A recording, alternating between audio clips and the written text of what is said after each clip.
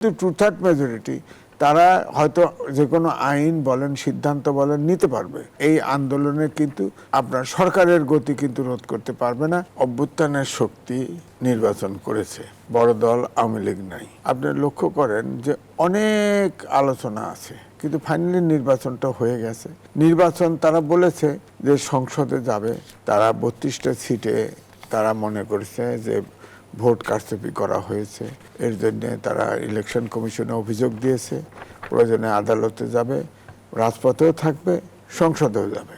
এবং যদিও বলেছে, জামাতের প্রধান বলেছেন যে সংসদে আমরা গঠনমূলক সমালোচনা করব। গঠনমূলক সমালোচনা করলে কোনো অসুবিধা নাই, বিরোধী দল কোনো দাবি নিয়ে রাজপথেও থাকতে পারে। কিন্তু প্রশ্ন হচ্ছে যে আপনার বিএনপি 2/3 মেজরিটি পেয়েছে। এই 2/3 মেজরিটি পাওয়ার দলের সাথে যে তারেক রহমান তিনি প্রধানমন্ত্রী হবেন, তার ধৈর্য সহ্য নিয়ে যদি সে মনে করে সংসদটায় 2/3 মেজরিটি তার কোনো কাজ কিন্তু বাধা দিতে পারবে না, ওয়াকআউট করতে পারে, ওখানে বিশৃঙ্খল তৈরি করতে পারে, প্রেশার তৈরি করে, রাজপথে প্রেশার তৈরি করতে পারে, দেশে একটা অশান্তি তৈরি করতে পারে। এর কিন্তু কোনো কাজকে কিন্তু আটকে রাখতে পারবে না।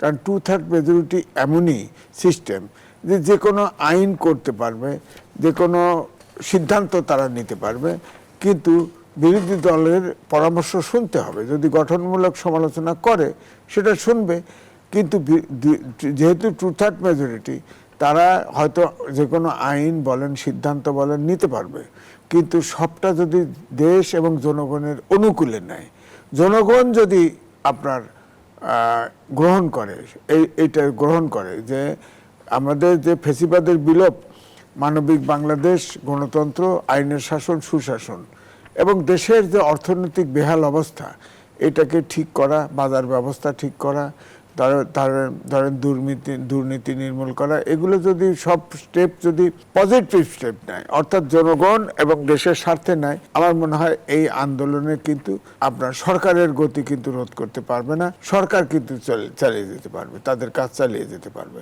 কিন্তু দেশে অশান্তি তৈরি হবে। এটা আমাদের কাম্য নয়। দেশে যদি এই অভ্যুত্থানের শক্তির এই আন্দোলন করে, তাহলে তো ফ্যাসিবাদ ফিরে আসার সম্ভাবনা থাকবে।